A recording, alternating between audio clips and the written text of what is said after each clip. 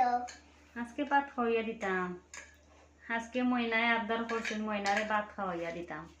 তান বলে আজকে নিজের হাতে খাইতে ভালো লাগেন না।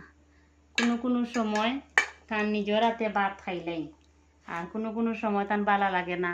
আমারে আবদার করইন মাগো ভাত খাওয়াইয়া দিলাম। ছোট ময়না তো সব কাজ রাখি আমার ময়নাটারে পরে ভাত খাওয়াইয়া দিয়া। যেদিন হে আসি খুশিত ভালো লাগে ওদিন কইব মা আমি নিজের হাতে ভাত খাইলে তুমি অন্য কাজ করিলাও। তো নিজের হাতে একটু খাইব একটু ফালাইব, বালা মতে খাইতেও পারে না। তো আজকে রাঁধছি শিম দিয়া আর রুই মাছ দিয়া রাঁধছি তরকারি, আর রাঁধছি মুসুরি ডাল, আলু ভাজা, বেগুন বড়া রাঁধছি। তো শিম দিয়া মাছ দিয়া তরকারি ইয়ে করলাম, খাওয়াইলাম।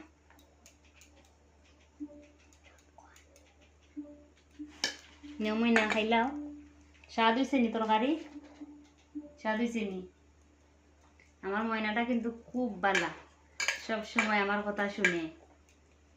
তো বেশি কাজও করলে কইব মা আমি কাজ করবো নে, কিছু কাজ রাখি দাও আমি ইয়ে করবো নে। ছোট ময়না কয় তো আমারে কইব।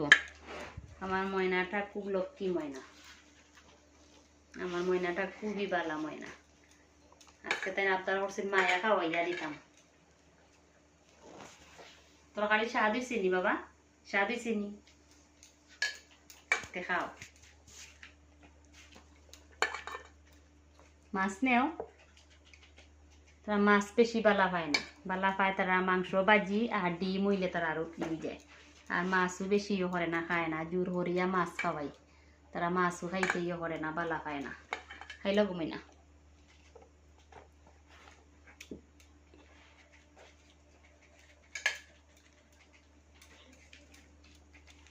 ফট করে খাইলাও। কালকে স্কুলে যেতে খাওয়া দাওয়া করিয়া 10-15 মিনিট আটা আটি করিয়া ঘুমাইতে হয়। ঠিক আছে বাবা? ফট করে খাইলাও।